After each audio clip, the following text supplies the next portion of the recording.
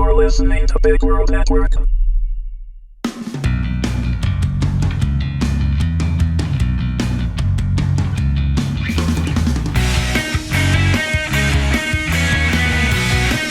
Just Kill Me, Season 4, Episode 5, A New Enemy. Written and read by Wendy Herman. I don't believe you, I fired back, the anger burning my eyes. It doesn't matter, Trevor said dryly. You will help me, or you'll never see your boys again.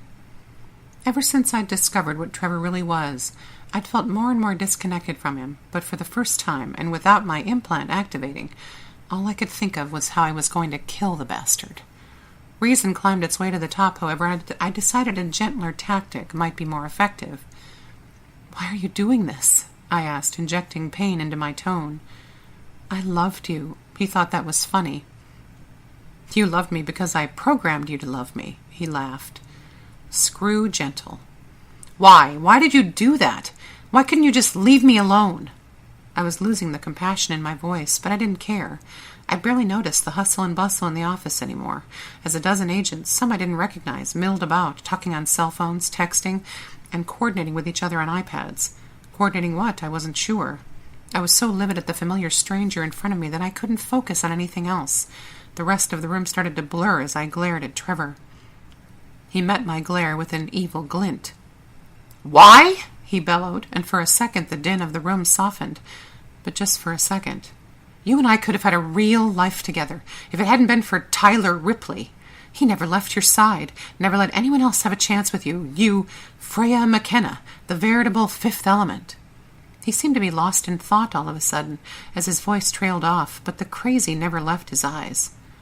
Did Trevor just compare me to Mila Jovovich as the supreme being? It would have been flattering coming from anyone else. If I had ever thought he loved me, it was now becoming apparent that his obsession with me was borderline psychotic, minus the borderline.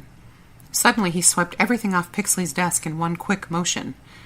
I glanced at the director, who was sighing heavily, but didn't seem overly upset that Trevor had just thrown all his belongings onto the floor.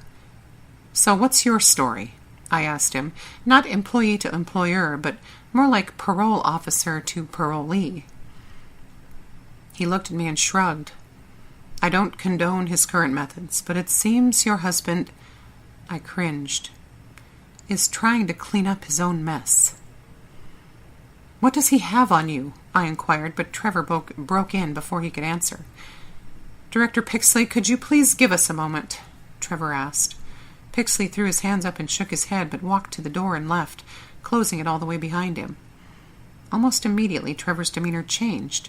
The anger in his eyes subsided while he smoothed his suit jacket and sat in the white leather chair. He took a deep breath and looked up at me, smiling like he used to, before I woke up. Arrogant bastard. Sit down, Freya, he said sweetly. Please. I'm not sure why, but I sat. He just looked at me for a moment as if he was trying to read my thoughts. I stared into his eyes, searching for the real Trevor, whoever he may be, but all I found was deceit. I meant it when I said I'm the good guy. I continued to burn him with my fiery gaze. So I'm just part of your mess now, am I? I asked, and I felt vulnerable, still not believing my life had come to this. Freya, I'm going to tell you everything, but I need you to stop trying to bore holes through my skull. I blinked a few times and softened my eyes. I was interested to hear what lies would spew from his lips this time. I relaxed slightly in the chair and squinted at him with skepticism. He sighed again before he spoke, but it wasn't a frustrated sigh. It was like he was dreading what he was about to say. 20 years ago, he began, and I suddenly wished I'd stopped at the restroom on the way in. I met you and Rip, and my life changed forever. He shook his head as if trying to shake a memory loose, and chuckled. I promise you, I didn't intend for this to get so out of hand. When we agreed to wipe your memories, We? Who's we? The three of us. Me, you, and Rip. What the hell are you talking about? Ty and I never agreed to anything. I tried to remain calm, but my voice was unsteady. I'm sorry, he said, which surprised me. I need to start at the beginning. I came into the RVW program just a week before you and Rip were recruited. I was fresh out of college and very young. I felt like I hadn't seen the sun in years. I was a bit of an introvert, thanks to finishing a bachelor's and master's degree in 3 years in a very intensive field, and I cut him off. "What exactly did you study?" I asked, deciding to save the whole "are you Russian?" thing for the zinger later. "Neuroscience and computer technology." I simply pursed my lips together and nodded for him to continue. "I met you two, and you were so full of life and so in love." He said this like a good friend who was envious, not jealous, of what Ty and I had. I wondered what the hell he was playing at. "You forced me to come out of my shell. You two showed me how to live, and I was so grateful. We were inseparable, the three of us." He smiled as if the memories were nothing but pleasant. Then his expression changed.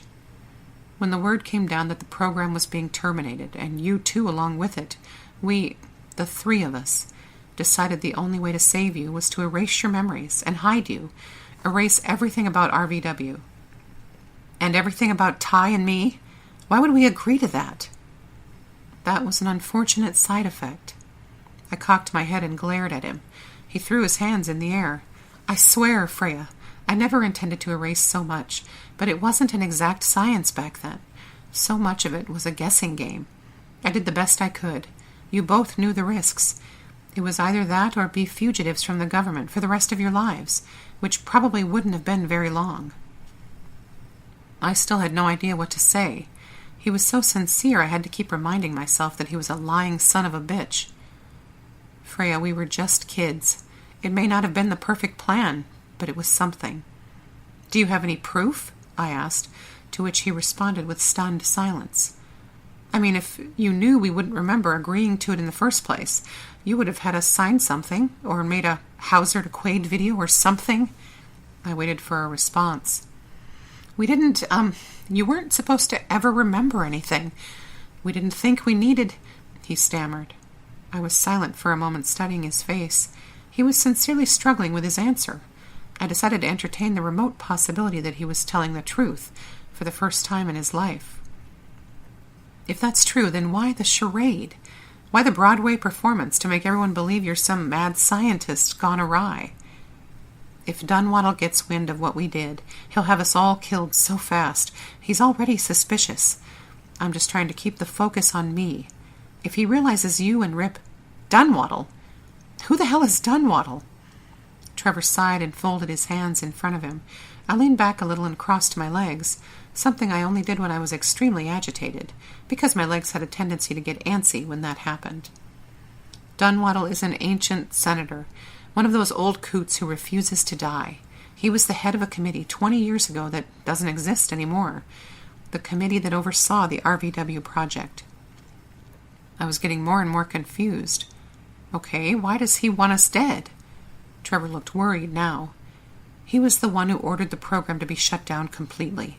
If anyone found out that you and Rip were still alive, with your implants still intact, well, he'd lose his job and all his power, and he'd kill us in a heartbeat to save his own ass." "But my dad said the higher-ups were okay with leaving us alone, as long as they thought you removed our implants." "That's what he was told. They knew he'd fight it since you're his daughter, but the order came directly to me. I was supposed to get you on the table, under the premise of updates to the implants, and—" I could tell he had no desire to finish that sentence. "You pulled off pretending to kill us, all by yourself?" "No." His eyes grew wide, and so did his smile. "Freya, we pulled it off. The three of us did it together."